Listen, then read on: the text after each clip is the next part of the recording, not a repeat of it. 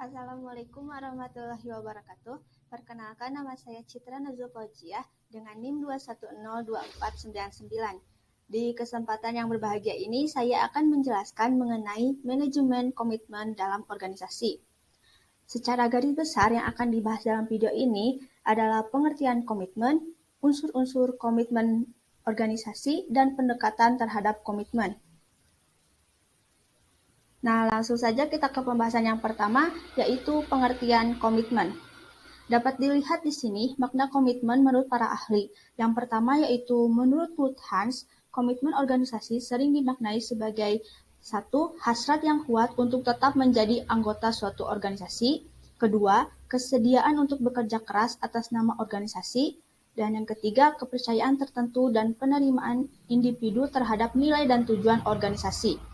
Sedangkan menurut Nowday, Porter, dan Steers, komitmen organisasi memiliki arti yang lebih luas dari sekedar loyalitas yang pasif, karena melibatkan hubungan interaktif dan keinginan karyawan untuk memberikan kontribusi yang berarti pada organisasinya.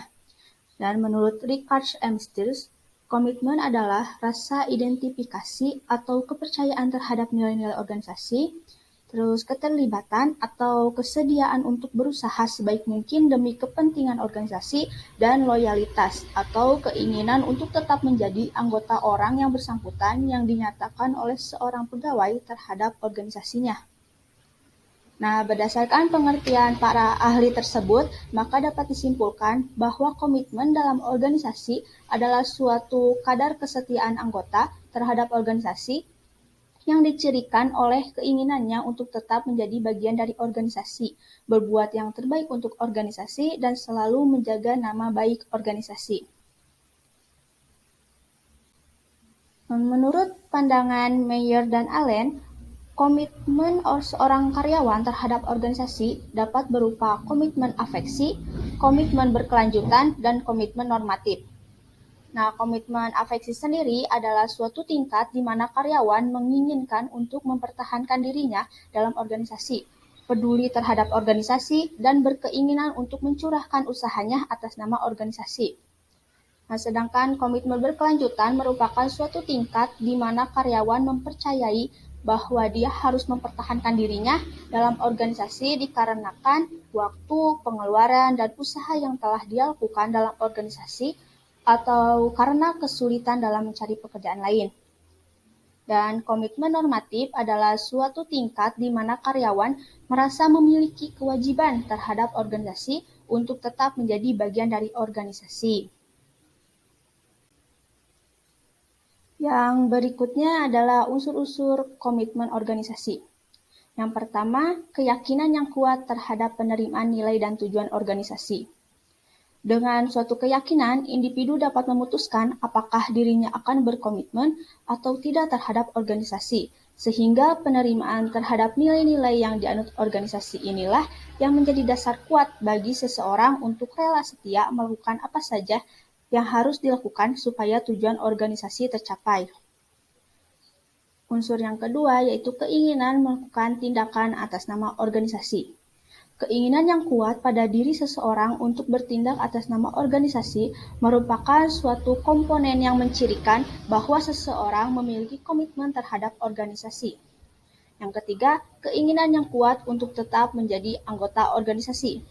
Keinginan individu untuk tetap menjadi anggota organisasi merupakan suatu kondisi yang seharusnya tumbuh pada individu manakala ia memiliki komitmen yang kuat terhadap organisasinya.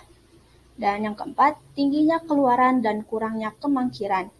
Semakin tinggi tingkat keluaran atau hasil dan semakin sedikitnya tingkat kemangkiran, itu menjadi unsur yang tumbuh dari komitmen individu terhadap organisasinya. Nah, untuk memahami komitmen secara lebih mendalam, kita dapat mengidentifikasi 3 hal berikut dalam memahami komitmen, yaitu pertama, komitmen sebagai pengorbanan dan investasi energi individu terhadap organisasi. Pendekatan ini menganalisis bahwa komitmen lebih banyak menjadi urusan individu daripada organisasi. Yang kedua, komitmen sebagai hubungan timbal balik atau saling memerlukan antara organisasi dengan individu. Pendekatan ini menganalisis bahwa komitmen bukan saja urusan individu, tetapi juga menjadi urusan organisasi. Dan yang ketiga, komitmen dipandang sebagai pemeliharaan kesetiaan. Pendekatan ini menganalisis komitmen sebagai suatu upaya untuk melekatkan organisasi. Nah, pembahasan yang terakhir yaitu pendekatan terhadap komitmen. 1. Ada pendekatan sikap. Komitmen menurut pendekatan ini menunjuk pada permasalahan keterlibatan dan loyalitas. Menurut pendekatan sikap, komitmen dipandang sebagai suatu sikap keterikatan kepada organisasi yang berperan penting pada pekerjaan tertentu dan perilaku yang terikat. Yang kedua, pendekatan perilaku. Pendekatan ini menitik beratkan analisisnya bahwa investasi karyawan atau anggota organisasi membuat ia terikat untuk loyal terhadap organisasi. Nah, yang ketiga, pendekatan multidimensi. Komitmen organisasi dapat dipahami lebih baik dengan menggunakan konsep multidimensi, yang dimana dimensi pertama adalah komitmen afektif dan dimensi kedua adalah dimensi kontinu atau berkelanjutan. Belakangan ini juga menyertakan komitmen normatif sebagai dimensi ketiga. Dan yang keempat, komitmen dalam profesi kependidikan. Pendidikan yang berhasil tidak akan terwujud kecuali jika ada perubahan paradigma dan perilaku guru, kepala sekolah, dan pengawas dalam menjalani tugas dan fungsinya masing-masing. Oleh karena itu, komitmen guru, kepala sekolah, dan pengawas dalam profesi kependidikan sangat penting. Untuk memperkuat komitmen tersebut dapat dilakukan melalui penguatan motif dasar mengapa mereka menjadi guru, yang dapat dilakukan dengan melakukan refleksi terhadap situasi dan kondisi yang dialami oleh bangsa ini, sehingga dapat dipahami bahwa bangsa Indonesia harus bangkit dari semua krisis yang ada melalui pendidikan. Pada hakikatnya, proses refleksi ini dapat memperkuat komitmen afeksi guru, kepala sekolah, dan pengawas terhadap profesinya.